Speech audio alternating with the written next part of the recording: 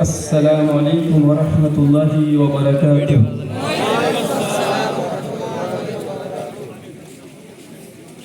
إن الحمد لله نحمده ونستعينه ونستغفره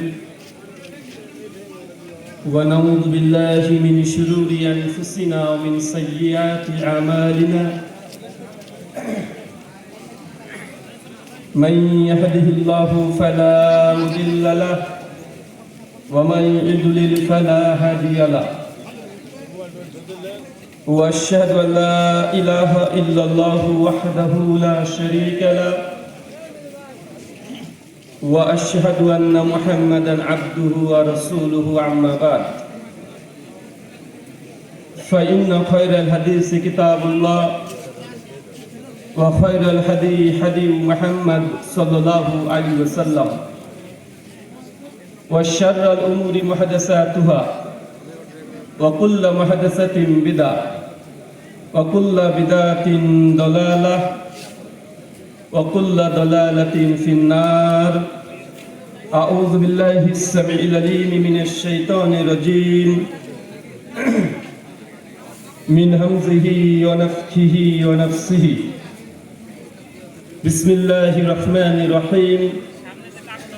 يا أيها الناس اتقوا ربكم الذي خلقكم من نفس واحدة وخلق منها زوجها وبث منهما رجالا كثيرا ونساء واتقوا الله الذي تساءلون به والأرحام إن الله كان عليكم رقيبا.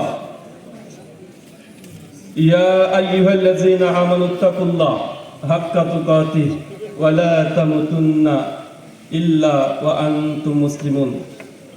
يا أيها الذين آمنوا اتقوا الله وقولوا قولا سديدا يصلح لكم أعمالكم يغفر لكم ذنوبكم ومن يطع الله ورسوله فقد فاز فوزا عظيما. সমস্ত প্রশংসা সেই মহান সত্তা আল্লাহ সুবহানাহু ওয়া তাআলার জন্য, যিনি আমাদের সৃষ্টি করেছেন। শুধু সৃষ্টি করেননি, এই পৃথিবীতে সহস্র কোটি মাতৃকার সৃষ্টি করার পরেও যিনি আমাদের এই মানব জাতিকে সর্বশ্রেষ্ঠ জাতি, সর্বশ্রেষ্ঠ মাতৃকার এবং সর্বশ্রেষ্ঠ নবী মুহাম্মদ আরবি সাল্লাল্লাহু আলাইহি ওয়াসাল্লামের উম্মত হিসেবে প্রেরণ করেছেন, সেই মহান সত্তা আল্লাহ সুবহানাহু ওয়া তাআলার সংক্ষিপ্ত শুকরিয়া সুজুদ আদায় করি। তার নিজেরই সে কোনো ভাষা দিয়ে সকলে এক বাক্যে পড়ি আলহামদুলিল্লাহ। পারিলা দারুল ফুরকানিয়া মাদ্রাসার উন্নতি কল্পে এবং পরিচালনায় আজ 13 নভেম্বর 2024 বুধবার বাগমারা রাজশাহী আপনারা যে আলোচনা সভার আয়োজন করেছিলেন, মহান সত্তা আল্লাহ সুবহানাহু ওয়া তাআলা আপনাদের এই আলোচনা সভাটিকে কবুল করেছেন। এই জন্য আরো একবার শুকরিয়া সুজুদ আদায় করি, সকলে পড়ি আলহামদুলিল্লাহ। মহান সত্তা আল্লাহ সুবহানাহু ওয়া তাআলার কাছে দোয়া, এই প্রার্থনা, আল্লাহ সুবহানাহু ওয়া তাআলা আমরা মানুষ, আমরা কম বেশি ছোট বড় ভুল ত্রুটি বিচ্যুতি গুনাহ পাপ অন্যায় করে থাকি। আজকের এই আলোচনা সভার উসিলায় আমাদের পেছনের ছোট ছোট গুনাহগুলোকে তুমি ক্ষমা করে দাও, সকলে করি আমিন।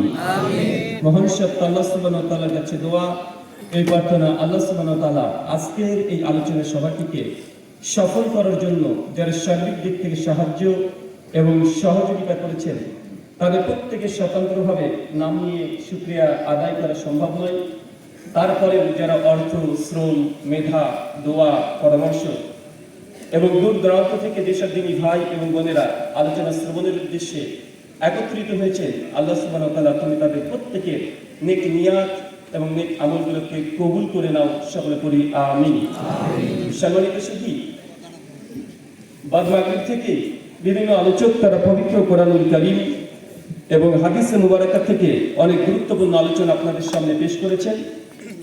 আজকের এই আলোচনা সভার অন্তিম লগ্নে আপনাদের সামনে উপস্থিত হয়েছি কিছু কোরআনুল কারীম এবং হাদিসে মুবারাকা থেকে বর্তমান প্রেক্ষাপটকে সামনে রেখে কিছু আদেশ, উপদেশ, নির্দেশ মূলক কিছু কথা বলার উদ্দেশ্যে আজকে যে বিষয়ে গুরুত্বপূর্ণ আলোচনা হবে, আলোচ্য বিষয় আল্লাহর পরিচয়। কি বললাম বলেন তো ভাই?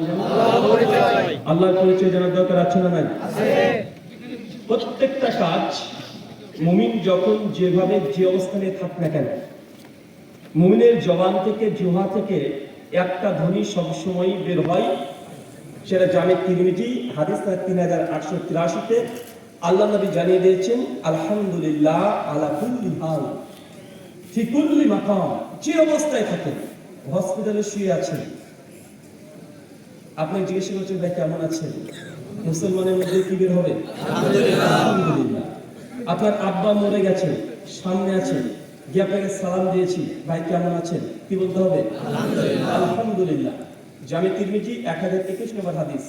আল্লাহ নবী আলাইহিস সালাম তিনি বলছেন যে একজন ব্যক্তির জন্য দুনিয়াতে আল্লাহ সুবহানাহু ওয়া তাআলা আগে থেকে জান্নাতে ঘর নির্দিষ্ট করে রেখে দেন। সে কোন ব্যক্তি জানেন? একটা ঘটনা বর্ণনা আসছে এই উম্মতের। কিছু কিছু মুহাদ্দিস হাদিসের সনদের মধ্যে দুর্বলতা বলেছেন, তবে শেখ আলবানী রাহিমাহুল্লাহ হাদিসের সনদকে হাসান সহিহ বলেছেন। মালিকুল মউতকে আল্লাহ সুবহানাহু ওয়া তাআলা একটা বাড়িতে পাঠিয়েছেন, আর সেই বাড়িতে একটা ছোট্ট শিশু ইন্তেকাল করেছেন। আর যখনই ইন্তেকাল করেছেন, তার পরিবারের লোক শুধু এই কথাটি বলেছে, বিশেষ করে তার মায়ের কথা আসছে, আলহামদুলিল্লাহ, তারপর ইন্না লিল্লাহ এই দোয়াটা করেছে। আল্লাহ নবী বলছেন যে আল্লাহ সুবহানাহু ওয়া তাআলা এই নারীর এই আমলটা এতই পছন্দ করেছেন যে এই মুহূর্তে যে ছোট্ট শিশু মারা গেছে, এর চাইতে বেদনাদায়ক সময় একটা নারী, একটা মহিলার জীবদ্দশাতে আর ঘটে না। ঘটে কথা বলেন? স্বামী মারা গেলে না যতটা দুঃখ, বেদনা, কষ্ট পায়, তার চাইতে নিজের সন্তান, আবার সদ্যজাত সন্তান দীর্ঘ 10 মাস এই সন্তানকে পেটের মধ্যে রেখেছে। আজকে যখন বেবি কনসেপ্ট করে, মেয়েটা কষ্টে থাকে, ব্যথা অনুভব শুরু হয়ে যায়। যত দিন যাবে ব্যথার তীব্রতা বাড়ে না কমে? বাড়তেই থাকে।